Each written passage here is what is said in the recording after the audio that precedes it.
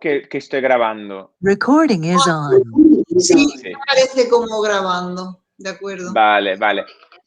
Creo que lo estoy grabando, así que luego os lo paso. Vale, Vale. perfecto. Bueno, pues yo creo que podemos empezar.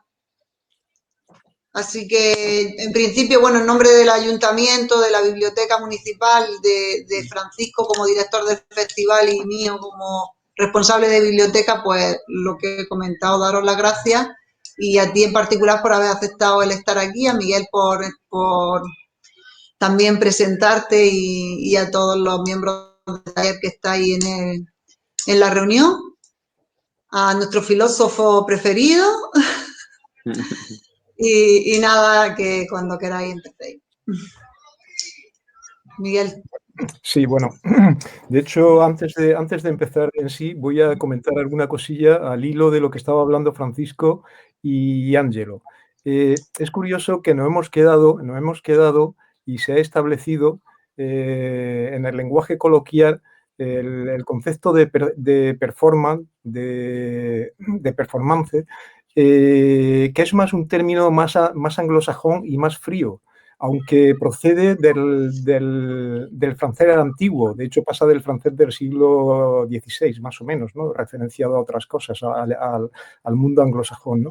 La gente que también hacía la reflexión previa cuando nos veíamos todos, la relación que tenemos los seres humanos con la cultura y el tiempo, ¿no? Y la transmisión del conocimiento y de la actividad, ¿no?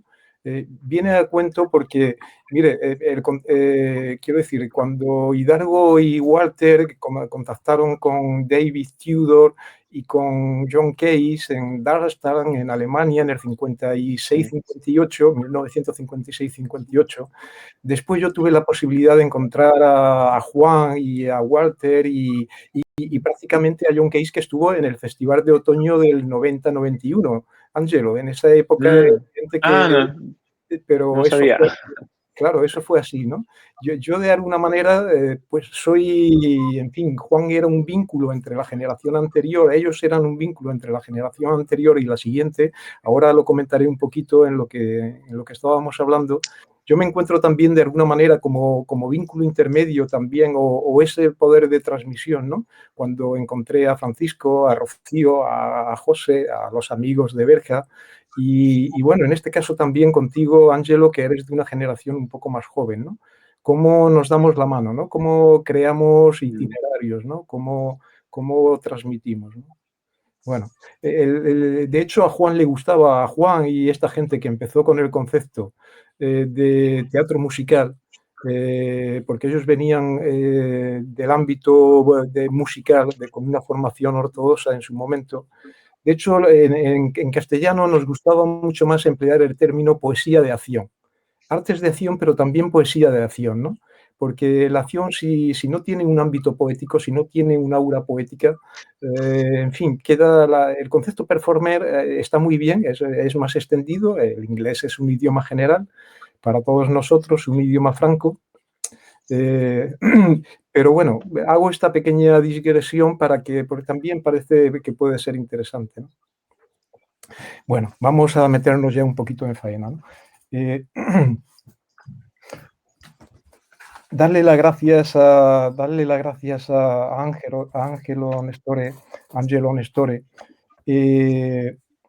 Ya se le ha dado Rocío a todos, ¿no? Dar las gracias también a todos los que estamos cerca del milagro que es el Festival de Poesía Visual de Berja, como todos los festivales que florecen de alguna manera, pues en fin, yo creo que es de agradecer, ¿no?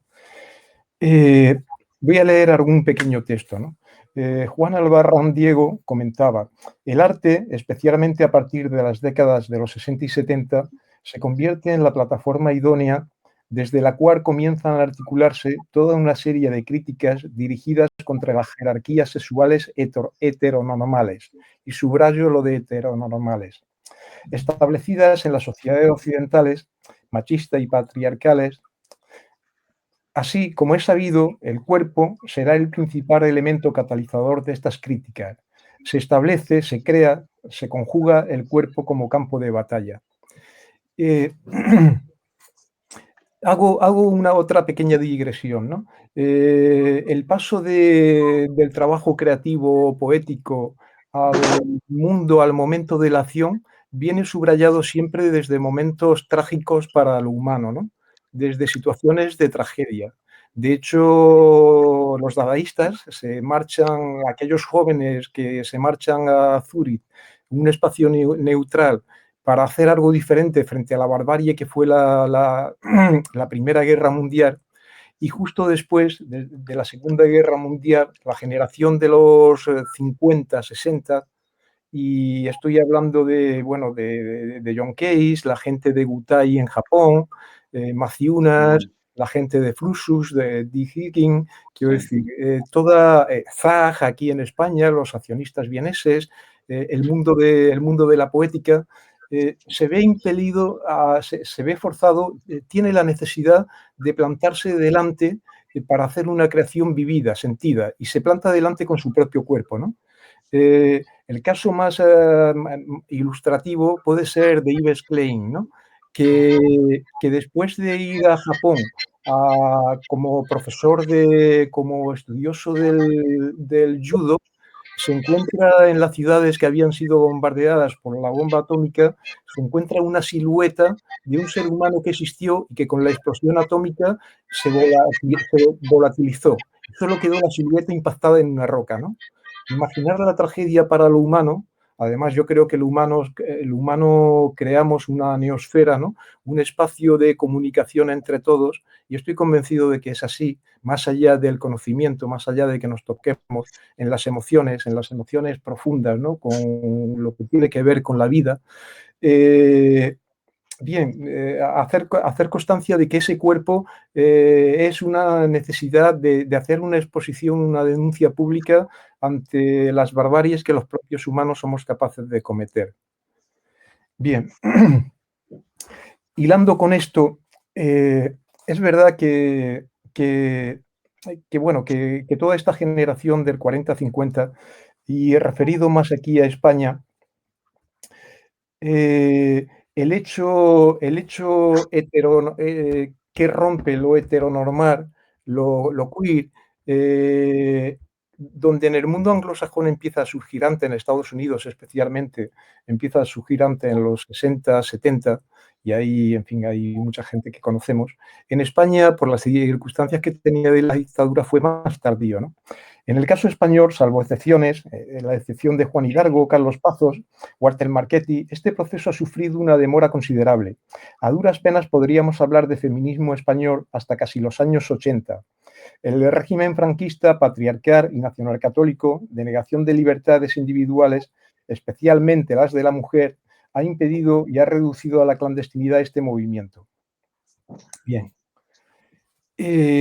Me interesa y nos interesa, dado que el trabajo de Ángelo se ubica en la poesía queer, me interesa el concepto de queer, ¿no? Como término, un término global en inglés que viene a designar a quienes no son heterosexuales o de género binario. El adjetivo viene a traducir como extraño, poco usual, raro, ¿no? Diferente, ¿no?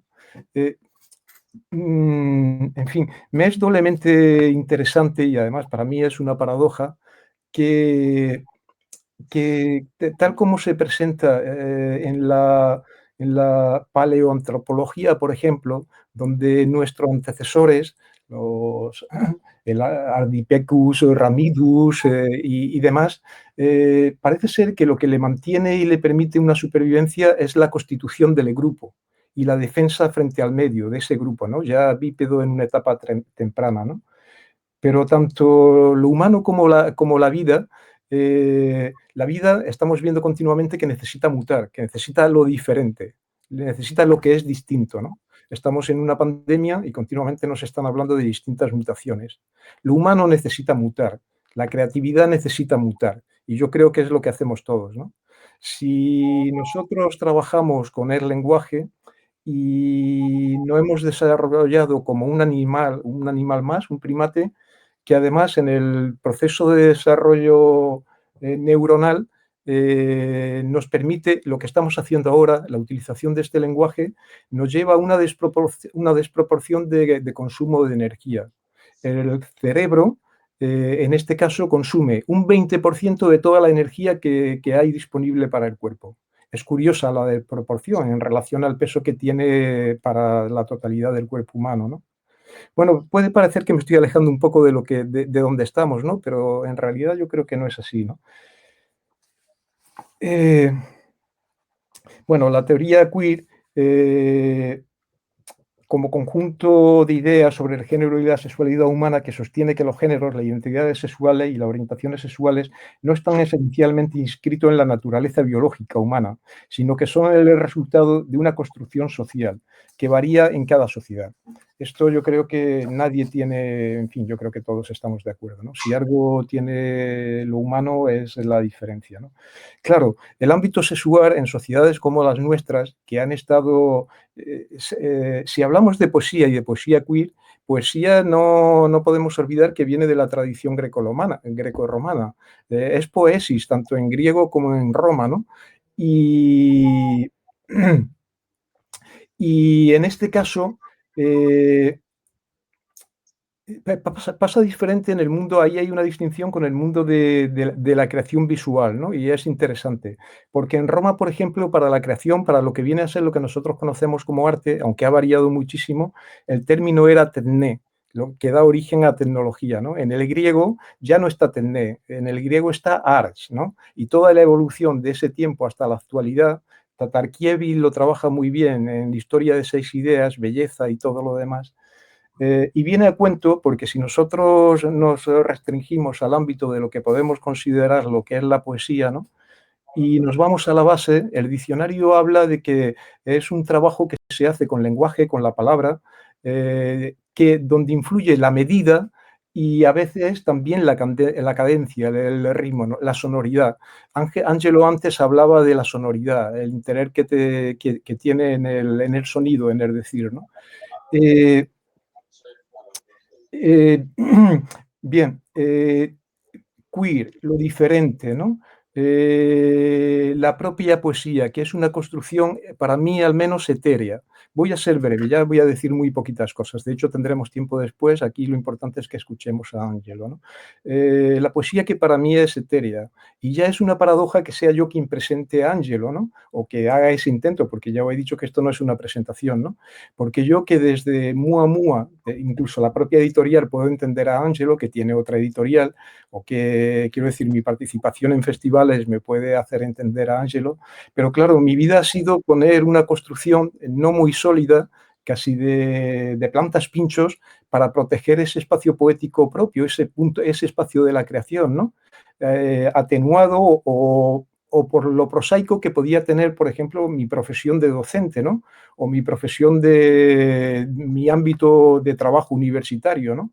Parece mentira, pero a veces yo he necesitado más ir hacia abajo, hacia proteger, que expandir, aunque también me lo ha permitido la docencia expandir, porque José me comentaba esta mañana que él escuchó a Azad por mis propios alumnos, ¿no? Y bueno, pues tanto en la universidad como en medias el trabajo también fructifica, todos crecemos, ¿no? Y bueno, ya me voy a centrar un poquito en Ángelo, que es lo que más me puede, en fin, que es quien tiene que decirnos estas cosas. Ángelo Nestore, italo-español, nace italiano, vive, parece ser, en Málaga desde el 2005. Ángelo, si me equivoco en algo, tú ahora me lo dices. Creo que como en el caso de Francisco, de Rocío, de José, de todos vosotros que estáis aquí, es una persona germinadora, ¿no? Es una persona que hace florecer cosas, que abre, que crea, que expande, ¿no? Yo creo que eso se ve muy bien en su ámbito multidisciplinar de trabajo y de acción, ¿no? Poeta hispano-italiano, reside en la ciudad de Málaga, como hemos dicho, ejerce de editor, de gestor cultural, de traductor. En 2007 recibió el 32 Premio Hiperión de la Poesía por la obra Actos Impuros. Performer, profesor en el Departamento de Traducción e Interpretación de la Universidad de Málaga. Codirige el Festival de Poesía de Málaga Irreconciliables. He estado echándole un ojo en la web al festival y a su programación y tal, y evidentemente es de un altísimo interés. Y bueno, tiene la editorial de poesía Letra Versal. Desde mi papel pequeñito y aquietado de editor también de Mua Mua, y desde mi esfera de Mua Mua, desde ese universo Mua Mua, pues bueno, te doy con todo el cariño la bienvenida y encantado de escucharte y de escucharos. Muchísimas gracias de verdad. Me ha encantado esa introducción que va más allá, ¿no? de los datos biográficos, porque realmente la poesía, yo siempre también sostengo que la poesía, el arte en general, se tiene que sostener por sí misma, ¿no? Que tiene que ir más allá de lo que puede ser una biografía, un premio, etcétera, etcétera. Entonces, nada, me ha hecho muy feliz ese comienzo. Y muchísimas gracias una vez más a Rocío, a Francisco y a todas las personas que habéis hecho posible, ¿no? este encuentro, y a vosotras del taller por estar aquí y por escucharnos. Yo no sé cómo queréis que lo haga, o sea, voy a hablar yo ahora, si queréis luego me podéis hacer preguntas, pero interrumpirme en cualquier momento, como si estuviéramos aquí en una mesa redonda, o sea, todo alrededor con las sillas, así como en círculo. ¿Vale? O sea, que sin problema, por favor, si queréis, podemos hacerlo de esta forma. Yo había pensado, no sé qué os parece, comentaros un poco qué es para mí la poesía y luego leer unos poemas y luego ir debatir. No sé, ¿os parece bien? Sí, sí. ¿Sí? Vale. Gracias también por la introducción que has hecho sobre lo queer, que es algo para mí fundamental, porque yo llevo realmente ya desde 2009 más o menos trabajando lo queer desde una perspectiva no filosófica, sino más bien traductológica, ¿no? Entonces, yo no soy una persona experta en la teoría queer, pero a nivel filosófico, pero sí que, por supuesto, para mí ha sido algo crucial para poder luego abordar el acto artístico. Y el acto artístico para mí es también transversal. Cuando estábamos hablando antes de poner de lo queer como algo que cuestiona el género, realmente se puede aplicar un poco a todo, ¿no? Cuestionar el género también, ¿por qué no artístico? Hasta qué es la poesía, ¿no? Hasta qué punto un discurso puede ser poético si, por ejemplo, no está incluido en un libro. O sea, ¿el libro es el límite para la poesía? Por supuesto que no, ¿no? O sea, para mí no. Entonces, para, algo importante que quería un poco aclarar, aunque, bueno, ya Miguel lo ha dicho perfectamente. ¿Alguien, ¿Alguien quiere decir algo? ¿Alguien levantó la mano? No. Vale. No, no, nada. O sea que realmente la teoría queer afirma que la orientación sexual, la identidad o el género de la persona, ¿no? Son el resultado de construcciones sociales, ¿no? Que no hay nada natural detrás del comportamiento, la exigencia de las expectativas detrás de cada cuerpo, ¿no? Es decir, no hay nada esencial o natural detrás de lo que puede ser el comportamiento de una mujer o de un hombre, sino que está culturalmente consensuado o culturalmente construido. Entonces, por eso la teoría queer, para mí, una de las cosas más interesantes que, además de decir que, por supuesto, todo lo que se ha construido culturalmente también se puede deshacer. De hecho, hay un libro fundamental de una de las filósofas más importantes, que es Judith Butler, que se llama justamente Deshacer el género, que un poco esta idea, evidentemente, de una forma mucho más compleja. Además de esto, a mí me resulta interesante que claro, se entienden los cuerpos de una forma totalmente ajena a lo binario. Ahora se está empezando a hablar un poco de género no binario, de género fluido, etcétera, como otras opciones. Pero realmente lo que nos están diciendo es que también no solo el concepto de hombre o de mujer están construidos culturalmente, pero también, sino que también el concepto de homosexual, heterosexual, por ejemplo. Y ahora pongo otro ejemplo que he ido, ¿no?, reflexionando en bueno, estos días, no en este año, desgraciadamente, ya de pandemia. Por ejemplo, para mí, unos cuerpos que entran dentro de los cuerpos queer, que se suele limitar a las personas homosexuales, ¿no? Pero no es así. O sea, uno, porque dentro de la comunidad homosexual también se puede, y desgraciadamente eso ocurre, ¿no? Se reproduce mucho la heteronorma, ¿no? Hay mucho discurso machista dentro de la homosexualidad, de la comunidad LGBT, desgraciadamente. Sino que también hay otros cuerpos que, como por ejemplo el cuerpo de las personas mayores, ¿no? Los ancianos, para mí sí que son unos sujetos fundamentales dentro de lo que yo concibo como teoría queer, porque al final son unos cuerpos que están al margen del sistema capitalista, porque ya no son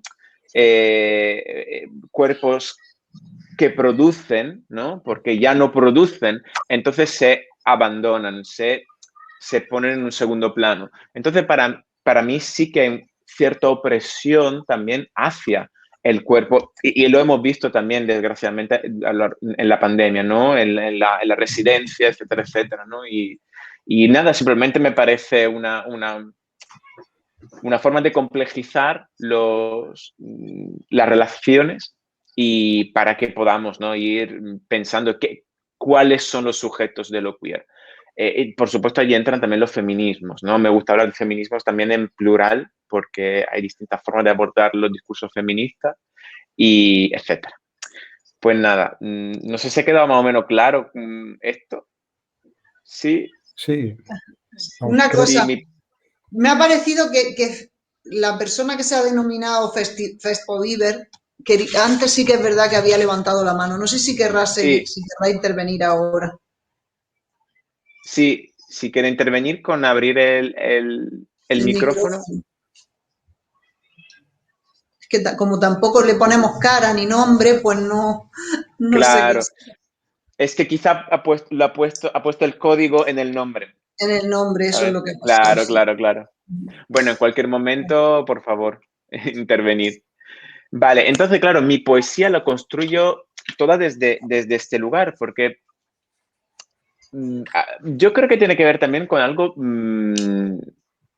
biográfico, porque yo perdí a mi padre cuando tenía 11 años. Entonces, perder o sea, perder ese referente masculino, ¿no? De repente pone también en cuestión los roles de género. O sea, por ejemplo, en mi caso ha sido así, porque, bueno, yo también soy hijo único, entonces no tenía otra persona fuera de mi madre. Entonces, mi madre asumía, o eso se decía, ¿no? Hacía de padre, de madre, asumía el rol masculino y femenino. Entonces, de repente, cuando veía que mi madre hacía cosas que se supone que tendría que hacer un hombre, pues ya desde muy pequeño, como que se me plantó esta semilla, ¿no? De la duda de decir, bueno, entonces, porque eso no ocurre, ¿no? En otro contexto. Estamos hablando ya de hace mucho tiempo, o sea, estamos hablando de los años 2000, sí, de los años 98, 2000, finales de los 90. Entonces, claro, allí aún no se estaba hablando, ¿no?, de ciertas cuestiones.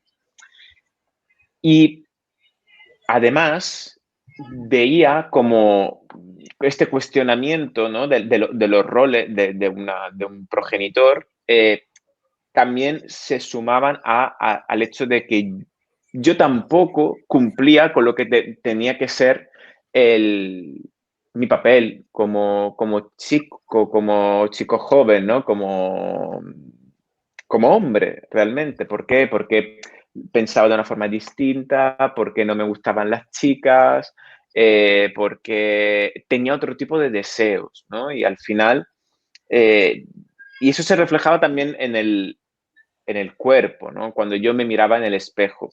Y hay, de hecho, un poema de este libro, La Nonada, que es el primer libro que publiqué ya hace 4 años, en 2017, que se llama Ave y Eva, que justamente es idea del espejo, ¿no? De ave, del pájaro, que un poco que alegóricamente representa al hombre, ¿no? Al varón. y esta imagen es el reflejo de Eva, ¿no? De esta imagen, si queréis, opuesta. Entonces, nada, si os leo, si os parece bien, este poema, para que entremos un poco en el mundo de mi poesía. Me resisto a la idea de ser aquel niño que vivió en mi boca. Recuerdo caer al suelo, hacerme 1000 pedazos. La habitación limpia, solo para mí. La habitación y este trozo de carne, estirpe nómada ante el espejo. Me miro en el cristal y hay un animal huyendo del fuego, una jauría con principio de hombre o un desastre con nombre de niño. Por eso busqué en el incendio la excusa y en el aire el pretexto. Por eso me arranco la barba con la misma mano que antes me besabas. No hubo salvación para este pájaro. Juro que hice lo posible para domesticarla, espera, lo juro. Ahora dejo que la tierra tape los huecos de la piel, digo, casi no existo, mientras celebro los 2 bultos de mi pecho. Escribo la palabra ave y leo la palabra Eva. Bajo este cielo ya no hay lengua que me nombre. Y para mí era muy importante, ¿no? La idea de la lengua, ¿no? Dice, bajo este cielo ya no hay lengua que me nombre. Y porque para mí ya el lenguaje empezaba a asumir, a teñirse, ¿no? De estos matices políticos en el sentido casi más puro o impuro del término, ¿no? En el sentido de que para mí el lenguaje es lo que nos nombra, lo que nos hace también. Entonces, el lenguaje, que es algo que todas tenemos, ¿no? Todo el mundo tiene, sí que está cargado de unas connotaciones políticas, sí que es un reflejo también de lo que somos, de la sociedad que somos. Entonces, nada, para mí, desde entonces, empezar a concebir el lenguaje como un elemento político y para mí, la poesía, mi poesía, se hace vehículo, ¿no? También de todo esto. Entonces, quizá también lo bonito de que estemos aquí compartiendo este momento también se debe a esto, ¿no? Porque para mí sí que el lenguaje es una herramienta política. Y justo al hilo de esto, si queréis, voy viendo así los poemas, ¿os parece bien? Sí. Voy contando cositas, ¿sí? Sí, sí. Vale. Claro, luego con este libro, con Actos Impuros, trabajé la idea, o sea, empecé a pensar, cuando ya se empezaba a hablar de nuevas masculinidades. A mí no me gusta mucho este término, es decir, me parece peligroso el blanqueo, entre comillas, que se puede hacer de un concepto tan complejo como el concepto de la masculinidad. Me explico.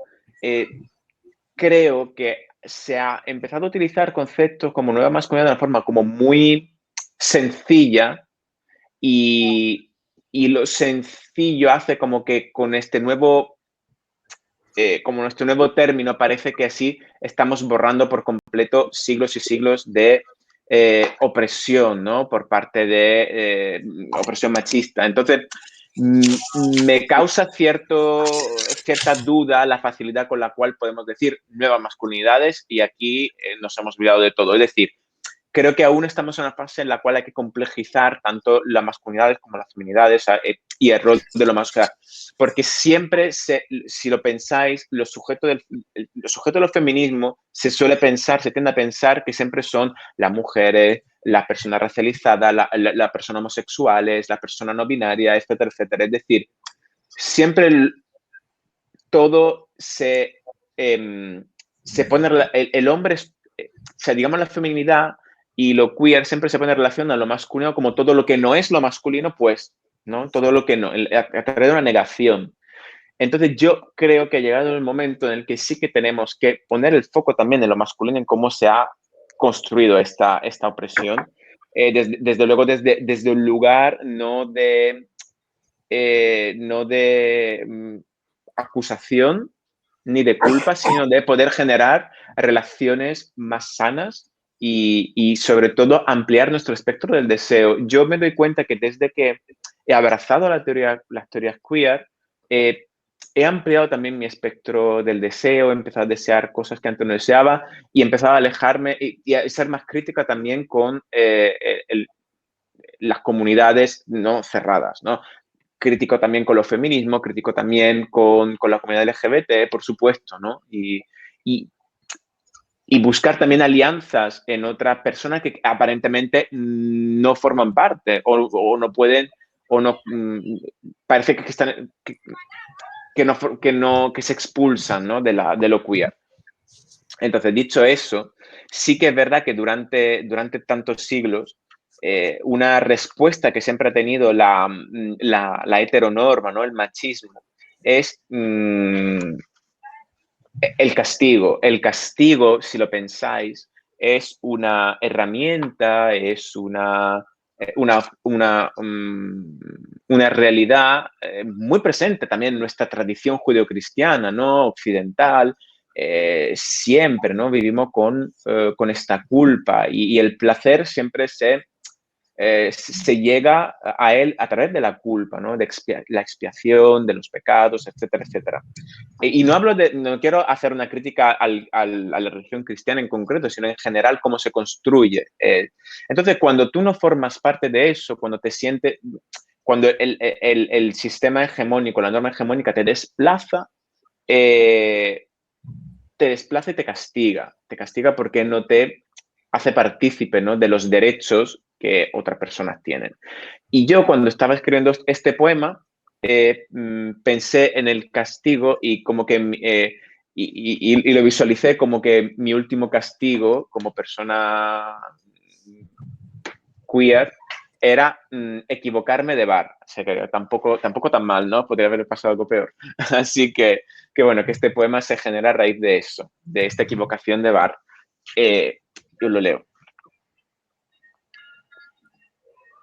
Yo soy de esa clase de amigos que siempre pide otra ronda en los bares. No tengo hijos. Soy el hijo único de una dinastía de bastardos que se llena el estómago y se autodestruye. Mis amigos, sin embargo, son padres, de esos que buscan una excusa para volver tarde a casa. Siempre me invitan a otra. Nunca quieren que me vaya. Ellos me miran y 100 veces me cuentan 100 veces lo difícil que es la suerte que yo. Ellos no ven las hormigas que trepan por mi pierna, no las ven. Beben tiempo con su boca de padres, tragan tiempo con su saliva de padres, y yo me vuelvo cada vez más pequeño y sus hijos cada vez más grandes. Y con 40, con 50, volveré al mismo bar de la esquina y entonces los que hoy son niños se preguntarán por qué tantas hormigas en mi boca, por qué el amigo de sus padres se sigue creyendo joven. Con 50, con 60, ¿quién me llevará a casa? ¿Quién guardará mis huesos bajo las sábanas? Con 60, quizás con 70.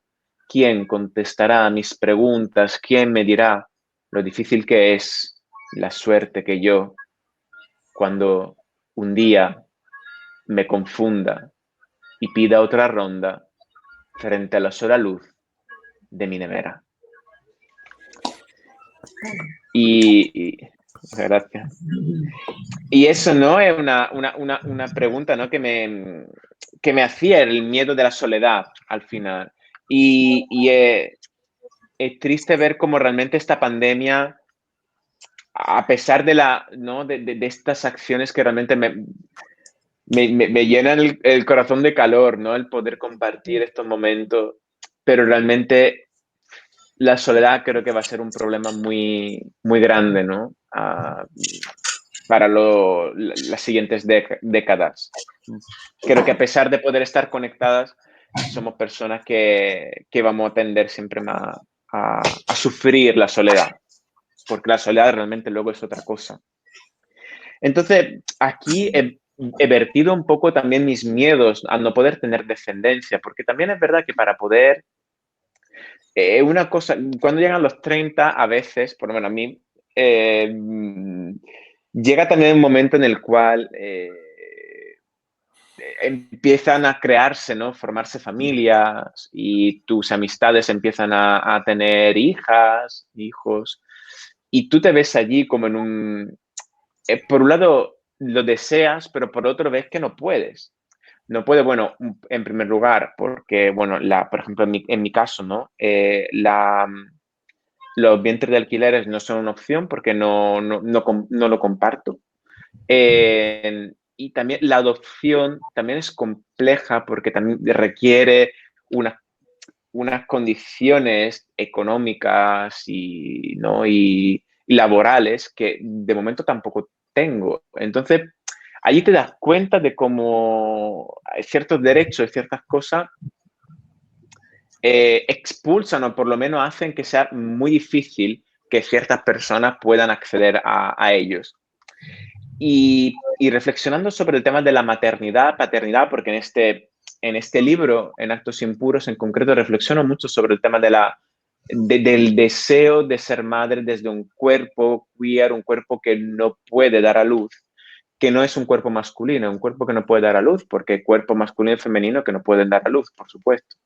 Y luego encontré una respuesta que me dio mucha alegría.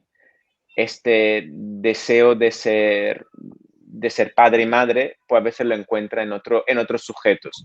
Y os voy a leer entonces este poema. No sé cómo vamos de tiempo, ¿eh? Si voy muy mal, me hace así, vale. Y yo paro, muy sutilmente. Tú tranquilo. Vale. Vale, no, porque eso es muy peligroso decirlo en poeta. Eso. Porque hablamos. Por eso yo decía, no quiero demasiado porque me da miedo no parar. Entonces, ese sujeto es mi madre.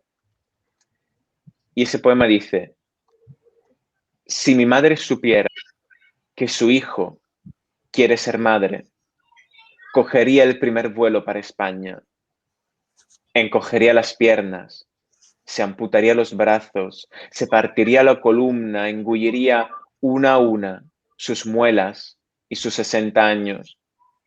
Se haría cada vez más pequeña, se inventaría un idioma, balbucearía de nuevo para ser mi hija.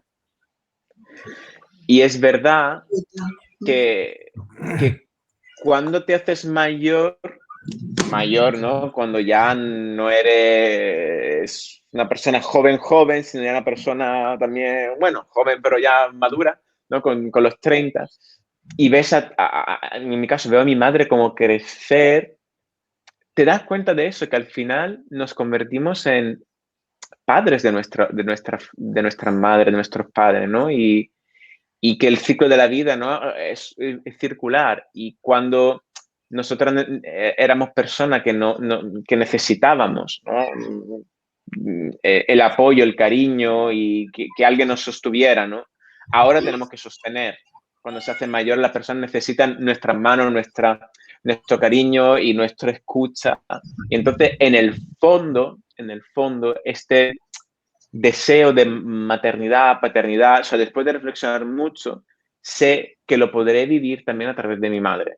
Y sé que es algo como muy raro, pero yo en el fondo creo que las relaciones, lo queer justamente para mí es eso también, es como poner en tela de juicio las relaciones tal y como se conciben, y para mí eso, la relación paterno-filial también se puede entender desde un camino opuesto, ¿no? Cuando el padre se convierte en hijo y el hijo se convierte en padre o en madre. Bueno, que se me va mucho la olla. Pero bueno. Eres muy filósofo. Ángelo, No. Ángelo. Sí, Miguel. De forma muy breve, me gustaría aportar, porque creo que antes dijiste Por algo favor, sí. Sí, que creo que antes dijiste algo muy interesante bueno, y lo has remarcado ahora, ¿no?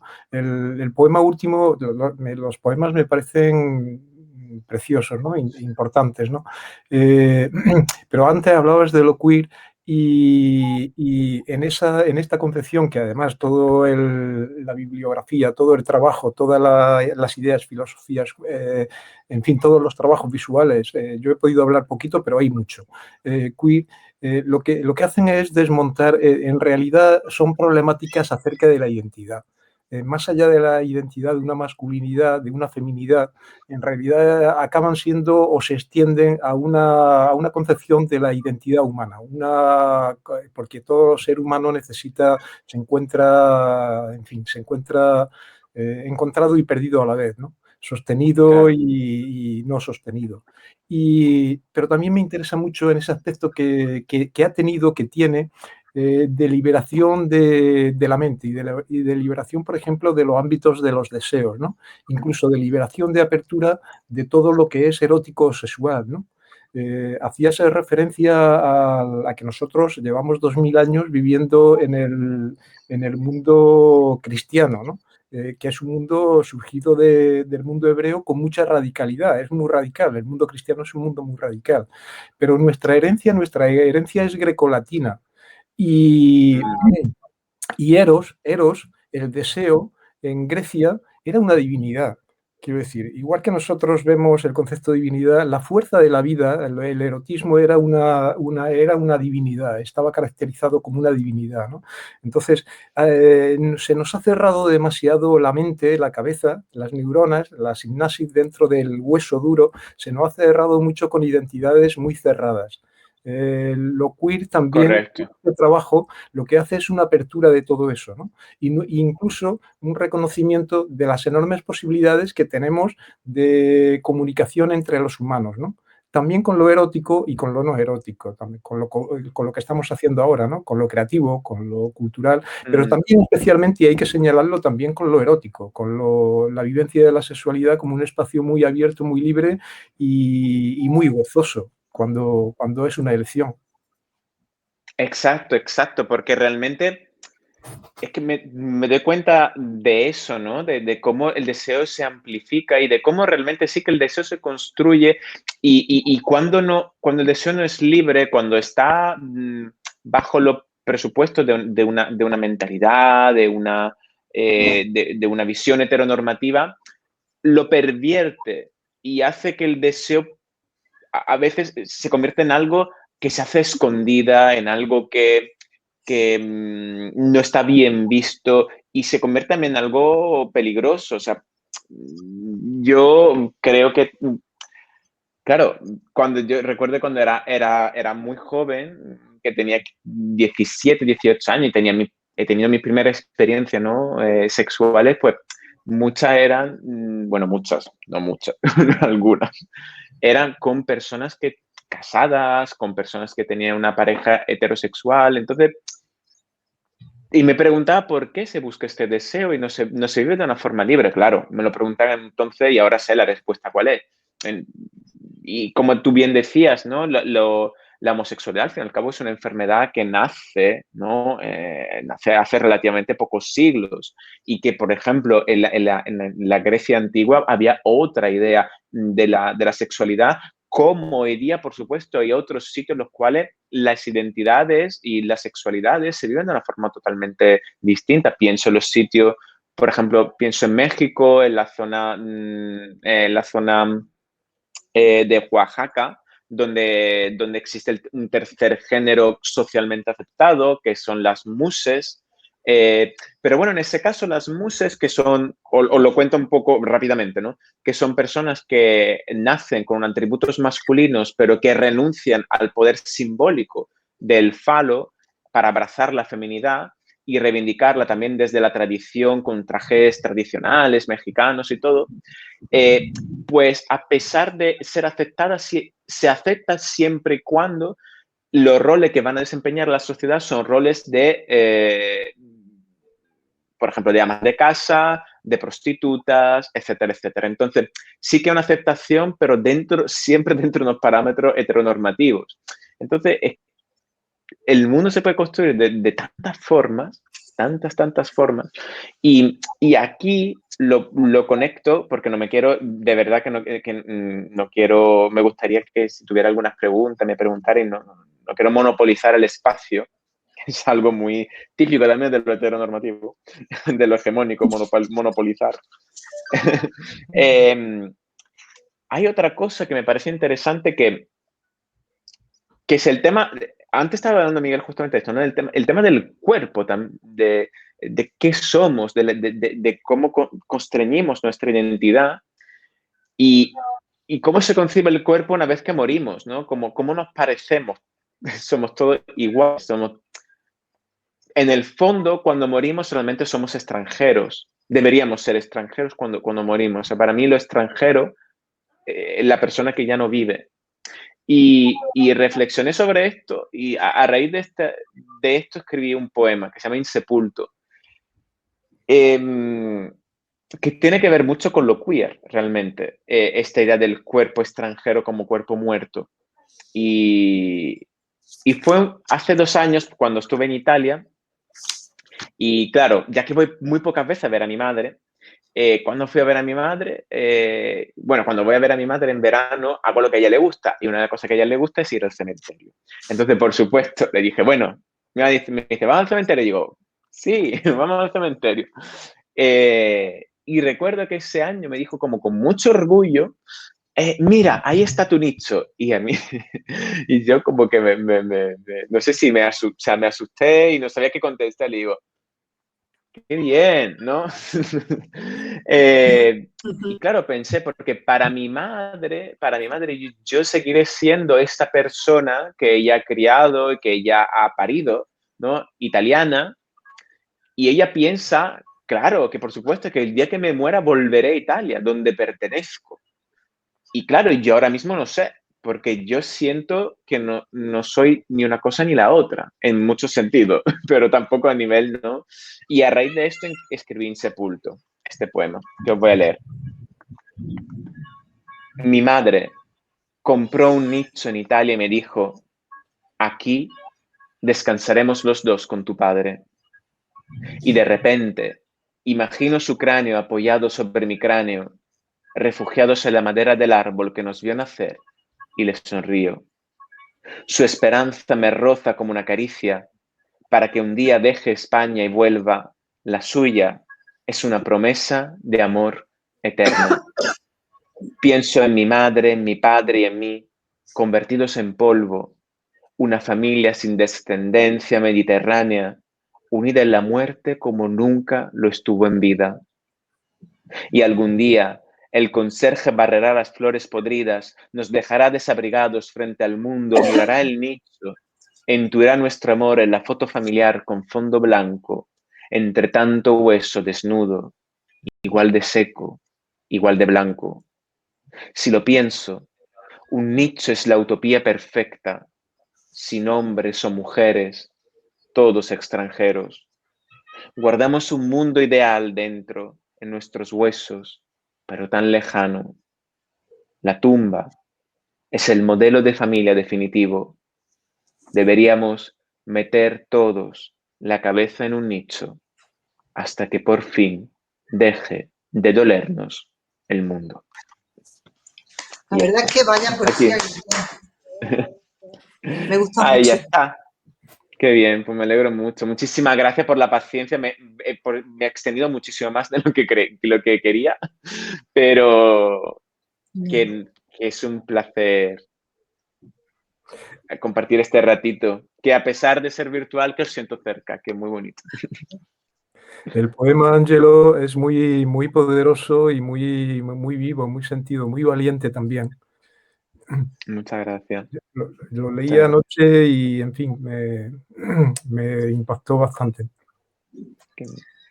Sí, a mí me sigue impactando porque realmente, claro, es que pienso en mi madre y pienso en todo y es duro porque hablas de ti al final, entonces te expones pero siempre es bonito cuando lo personal al final se convierte, ¿no? En político, por supuesto, y en algo que se pueda compartir y también se pueda debatir, se pueda poner en tela de juicio y que sirva para conectarnos. Perdona, Rocío, que te he cortado. No, que tú hablas, ¿no? Cuentas porque te estás contando tus propias experiencias, tus emociones en la vida a lo largo de tu infancia, lo que sientes, pero cuando lees el poema es que transmites todo eso y más en tan pocas palabras y con tanta fuerza que te deja como descolocado. Vamos, Qué así bien, me alegro lo mucho. vivo yo. Qué bien. Muchas gracias por esta oportunidad, de verdad. Sí, a mí antes de desconectar me gustaría felicitarte porque me resultó fascinante cuando te vimos en el vídeo del Prado por la forma de, sí, o sea, tu manera de, o sea, no solo en la forma de escribir, sino porque interioriza, o sea, forma un todo, ¿no? Porque a veces ocurre que igual escribes, pero luego, o sea, no transmite. A mí me cuesta mucho trabajo luego recitar, no sé, no me termino de sentir cómoda, no encuentro a veces la voz, ¿no? Y sin embargo, en tu caso, en el hecho, no sé, igual tal vez no practicas la autocensura y entonces te dejas La cuestión llevar. es buscarla, Fátima, es tener la... Sí, yo que vengo del teatro, ¿no? Entonces, estoy acostumbrado a indagar, investigar para construir un personaje. Entonces, en mi caso, con la voz me ha pasado lo mismo. O sea, como que he ido a investigar. Entonces, yo te animo muchísimo a que lo hagas y que verás que la encuentras. Encuentra la forma que va a ser la tuya, solo tuya. La tuya además de este momento. Quizás llegue en otro momento con otro poema o en otra situación, pues te sale otra, pero ya verás que sí. Sí, pero que en tu caso forma un todo, ¿no? O sea, que además lo que has comentado antes, que al estar también respaldado por un equipo de grabación, pues te queda, o sea, cierra el círculo, ¿no? Te queda una obra perfecta. O sea, no el poema en sí, que ya, o sea, que es un gran poema, sino la performance que hiciste, o sea, todo ese trabajo unido a tu voz, la manera de recitar, o sea, como conjunto, ¿no? Yo, claro, a mí me resultó fascinante. Yo le dije por el grupo, Rocío, compra los libros para la biblioteca, ¿no? Qué bien. Y mira, o sea, de ese pequeño encuentro que hicimos sin que tú lo supieras contigo, ¿no? Porque claro, es lo que ocurre, ¿no? Cuando las cosas están en las redes, pues tú no sabes quién accede a tu obra, ¿no? Y mira, aquí estamos disfrutando de ti. Porque además es que una vez que escuchas, cuando tienes la oportunidad de escuchar al autor recitar sus poemas, cuando luego coges la obra, aunque sean otros poemas, ya tú los escuchas con su voz. Bueno, me ha ocurrido con otros autores, ¿no? Entonces, en tu caso, sí, porque ya sabes la cadencia de cómo te gusta a ti. Porque, claro, ¿dónde pones tú las pausas, el énfasis, cómo, o sea, yo ahora, o sea, cuando he ido leyendo otros poemas tuyos, ¿no? O sea, ya los conoces aunque no lo hayas escuchado nunca. O sea, ya te dejas llevar por tu voz, que eso también es muy importante. Qué bien, qué bonito. Muchas gracias. Yo, Ángelo, me interesa, bueno, yo creo que nos interesa a todos, a Meli, en fin, todo lo que no dejamos de hablar de la poesía, ¿no? Yo estos días, lo poético para mí es algo bastante expandido, ¿no? Como todo mi creación y como entiendo la creación, ¿no? Muy multidisciplinar, ¿no? Muy intermedia, todo muy mixto, muy conectado, ¿no? Y a la vez lo poético lo entiendo como bastante inaprensible.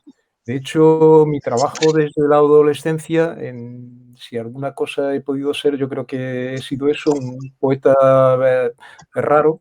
Pero mi trabajo en todos estos años, unos largos años, donde he procurado formarme en muchos otros campos, pues yo qué sé, en la arte, en las artes plásticas, la filosofía, los trabajos de acción, el mundo de las artes de acción, y en fin, llevo 40 años trabajando en todo esto. Donde incide pues, la estética, los pensamientos, lo queer, todo lo que estamos hablando, ¿no? No lo he dejado porque no hay mucho tiempo, pero tenía una relación aquí de gente, en fin, de compañeros que han trabajado todo esto a nivel también teórico, ¿no? También aquí en España, ¿no? Eh, José Miguel Cortés, Juan Vicente Aliaga, en fin. Pero a lo que me interesaba es que mi proceso poético ha necesitado continuamente en esa capacidad de que la poesía es algo inaprensible, que es como una niebla, un vaho que cuando vas a cogerla se te puede escapar, ¿no? O incluso que tienes que adquirir un estado en el que ella quiera venir a ti, no tú a ella. Eh, pues mi proceso ha sido quitar, talar, ha sido quitar todo lo posible, incluso que no quitar las palabras. Ya sé que se construye con la palabra, pero esencialmente, incluso cuando es palabra, dejarla en el mínimo posible, ¿no? En un terreno intermedio entre un concepto, una idea, qué sonoridad puede, no es la sonoridad, sino qué connotación de notación pueda tener, ¿no? Y en fin, disfruto mucho lo que he escuchado, te seguiré leyendo, pero contrasta un poco también con mi proceso creativo, ¿no? Yo, los MU, por ejemplo, que es una construcción que lleva haciéndose muchísimos años, Sí. pues son epigráficas, cada vez he intentado que sean menos, ¿no? Que diga menos, ¿no? O que haya menos cantidad de producto, de palabra, pero que la capacidad expansiva de lo que pueda decir esté mucho más abierto, ¿no? Tiene que ver con todo lo que hablábamos antes también de aperturas, ¿no? De aperturas de mente, de identidades, de creencia a los demás, ¿no? En el fondo, y de creencia a lo vivo y a lo humano, ¿no? Sí. Qué bien. A ver si la próxima vez nos podemos ver en persona todos. Sería Sí, maravilloso. estaría muy bien. Bueno, cada día que pasa, un día menos que queda, ¿no? Exacto. Está muy cerquita realmente. Cuando cambie un Claro, poco la situación, cualquier día te anima a venirte para verla. por supuesto, por lo menos para vernos y decir, mira, aquí estamos ahora, cerquita. Porque Aquí tienes la entonces puerta abierta. te quería preguntar, por lo que ha ido comentando, es que ¿sabes lo que pasa? Que no he tenido tiempo, pues hoy estoy de comida familiar en casa de mi suegro Claro, y normal. me encerrado en una habitación. Entonces no he tenido así tiempo, o sea, he leído poemas tuyos sueltos que he ido mirando por internet y no he tenido así tiempo de profundizar, pero por lo que has comentado, o sea, tú has ido viendo una evolución porque cada uno lleva su mochila y al final se refleja en su obra, ¿no?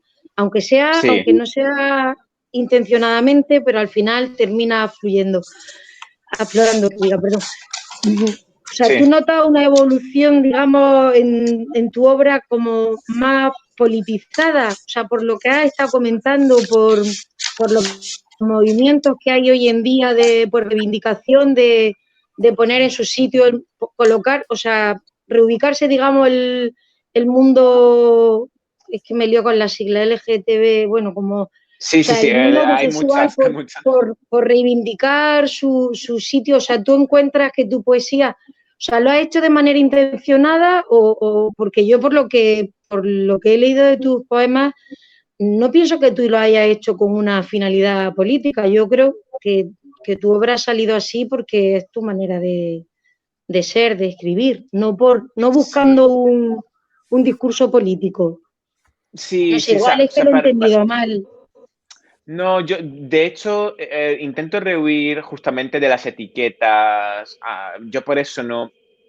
Cuando me dice una cosa LGBT, bueno, sí, por supuesto, yo apoyo a la comunidad LGBT y todo, pero lo queer, o sea, meter queer dentro del LGBT también sería un error desde mi punto de vista, porque justamente es dinamitar este tipo, ¿no? De etiquetas.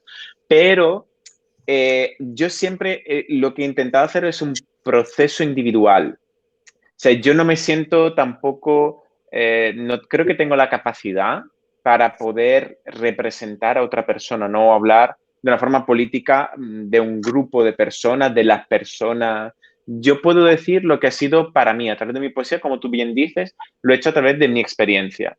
Entonces, mi experiencia como persona que no puede dar a luz, persona deseante de este deseo de maternidad, y en el último me he dado cuenta de justamente lo que decía antes, ¿no? Para poder hablar de lo queer, para poder hablar de una liberación de ciertas identidades, pues es necesario también hacer una crítica sobre lo que implica, en mi caso, haber sido educado como un hombre, aunque yo no me defina como tal, pero sí que he sido educado como un hombre. Entonces, ¿qué implica eso? Entonces, puedo hacer todo este razonamiento que al fin y al cabo es político, pero solo desde mi experiencia personal. No me atreverían a decir que sea algo de la comunidad LGBT, etcétera, etcétera. Angelo, buenas. Buenas. Te quería preguntar, todas estas circunstancias que te estimulan emocionalmente, ¿se podría decir que son un tipo de inspiraciones que tú coges para después crear tus cosas? Sí, sí, sí, sí. Para mí, al fin y al cabo, la visión del poeta, para mí, o sea, para mí el poeta se construye a través de esta mirada, ¿no? Mirada a lo cotidiano, mirada a lo que te está pasando para poder contarlo con tu voz. Por eso para mí es muy importante prestar atención. Y me doy cuenta que también a nivel personal estamos tan bombardeados de tanta información que a veces nos cuesta también detenernos y mantener esta mirada en las cosas. Porque si no hacemos este proceso, si no hablamos de algo que realmente nos incumbe, algo que nos preocupa, algo que tiene que ver con nosotros mismos, a mí me ha pasado que todo lo que escribía estaba bastante vacío, porque luego, claro, recurría muchas veces a imágenes trilladas, ¿no? Metáforas, estereotipos, y decía, bueno, no estoy diciendo nada, porque también a veces intentamos, bueno, en mi caso intento, porque te da un poco de miedo, ¿no? Hablar de tus mierdas, vamos, perdonad, pero es como así, ¿no? Hablar de cosas que te pueden doler, pero sí que es interesante para mí, o sea, interesante que pueda, ¿no? Emerger esta subjetividad, esta experiencia como tan personal, pero a través de la cual, desde luego, las demás personas pueden empatizar. Hombre, a mí me gustaría felicitarte, felicitarte porque tu forma de escribir, o sea, no practicas la autocensura porque no, o sea, no tienes ningún tipo de pudor de hablar de masturbación, o sea, que tal cual lo sientes, lo expresas, ¿no? Y luego, y también comentarte que yo, o sea, claro, como no me he leído tus datos biográficos ni nada, ¿no? Sino que he leído poemas tuyos sueltos. Pensaba que venías de una familia con un padre opresor. Y claro, o sea, me ha resultado curioso que a lo mejor sí en tu adolescencia o en tu juventud igual has sido víctima de una sociedad en cierto modo opresora, ¿no? Sí. Aunque ya hoy en día, o sea, el mundo va cambiando, pero yo, claro, voy viendo, digo, o sea, que es la persona a lo mejor igual cuesta más trabajo afrontar y vencer, o sea, dar el primer paso de romper todo eso. Y claro, yo cuando he leído poemas tuyos creía que tenía un padre opresor y que te había llevado a escribir esos poemas y claro, ahora al comentar que digo, pues no, o sea, que me refiero a eso. Sí, no, pero en este caso la veo figura del... que luego que sí ha sabido vencer, o sea, dar un paso más lejos aún, ¿no? Y porque el tema de la autocensura en el mundo artístico, de autocensura de todo tipo, ¿no? O sea, Claro. al final somos víctimas, cada uno a mí la primera vez, cuando escribí, la primera vez que lo que leí, era un cumpleaños en casa con muchos amigos, ¿no? Y hice la lectura y me dijo una de mis hijas, me dijo, mamá, ¿no sientes ningún tipo de pudor exponiendo tu vida en público? Y le dije yo, no es mi vida. Claro, O sea, claro, claro. pero claro, al final mucha gente cuando tú lees un poema tratan de identificarte en ese poema, ¿no? Claro, Entonces, claro, claro. ¿qué es lo que a mí me había pasado? Que había leído algunos poemas tuyos con referencia a la figura paterna y pensaba que tenías un padre opresor, ¿no? Sí, Entonces, realmente la figura paterna en ese caso es metafórica. claro, por eso que Representa. digo que Sí, sí, sí. escribes muy Sí, bien, que me refiero a eso, a... muchas gracias. Bueno, yo quiero dar las gracias a Ángelo, que ha puesto Gracias. una guinda o un guindo distinta, especial y muy necesario para el Fespoviver. Pero antes quería preguntarle por Irreconciliable, que ya lo sugerí al principio. ¿Cómo se ocurre a un grupo de poetas y artistas de Málaga esa idea imposible o posible de reconciliar la poesía con la otra arte, las artes visuales? Y bueno, yo había escuchado, me comentaron que en Málaga había varios grupos que estaban haciendo cosas alternativas. Creo que estaba Puchero Factory, puede ser también. Villapuchero, sí, sí. Yo participo, soy también parte de Villapuchero. Entonces, estabais varios grupos ahí que queríais un poco hacer algo distinto, ¿no? Y de ahí, de esas movidas, surge también Irreconciliables, puede ser, el crear un festival distinto. Sí. Sí, por supuesto. O sea, lo que decíamos antes, realmente lo queer te amplía mucho también la forma de pensar lo poético, de pensar el arte y para mí no había otra opción de cuando me llamaron para decirme si quería hacer eso, he dicho, bueno, sí, pero hacerlo de esta forma. Es decir, que no queríamos injerencias tampoco a nivel de ayuntamientos, ¿no?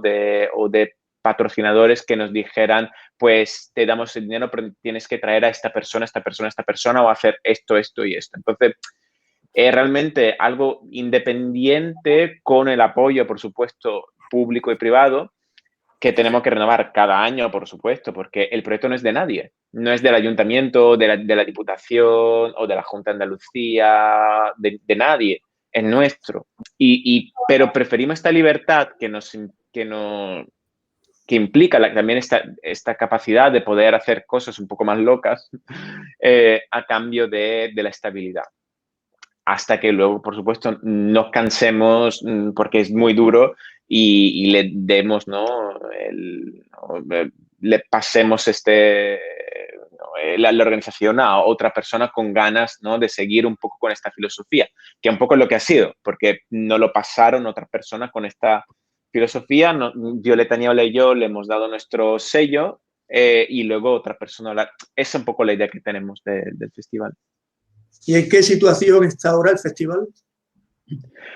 Bueno, ya que estamos a comienzo de años, estamos aquí otra vez negociando otros presupuestos, que este año, como podéis imaginar, serán nefastos, entonces no sabemos muy bien qué va a pasar, pero lo vamos a hacer. Seguro, esto es seguro. Aunque sea de forma totalmente independiente. Muchas gracias. Y gracias a vosotros por el Fespoviver, porque me parece de verdad una bendición. Eso sí que es una bendición que puedes hacer, ¿no? Que lo hayáis podido llevar a cabo y que estemos aquí hablando de esto en este momento todos juntos. Muchas gracias.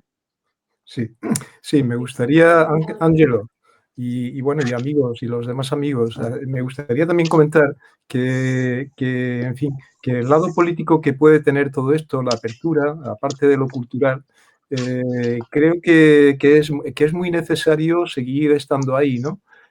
Sí.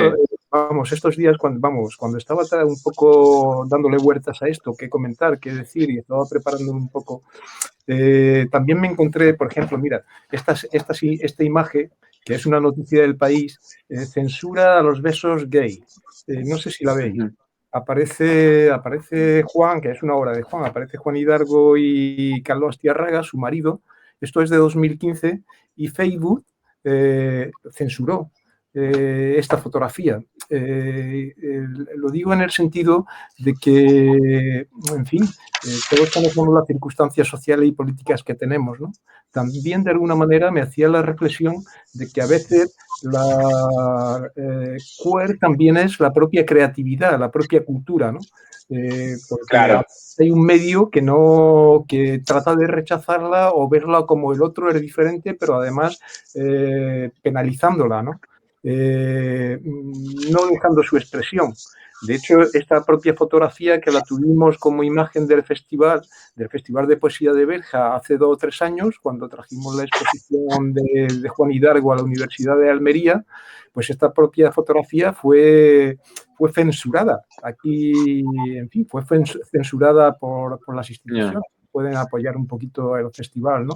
Lo que trato de decir con esto, que no estamos hablando de algo que en fin, pues que como siempre pasa con el mundo de la cultura y la creatividad y los seres humanos y la lucha, que creo que siempre hay que seguir estando un poco ahí, ¿no? Que las cosas no están cerradas, que hay que tener la alegría de continuar, ¿no? Y también creo que no hay pocos actos culturales que no sean políticos, porque de hecho es lo que le afecta, lo político es todo lo que afecta a la polis, ¿no? Y de hecho las polis eran pequeñitas en origen, pero la polis ahora es esto, las propias redes, lo que estamos haciendo, ¿no? Y hay un deseo muy fuerte de uniformidad, de cerrar, en fin, hago esa consideración también. Y lo dejo ahí, bueno, un poco me despido de todos, ¿no?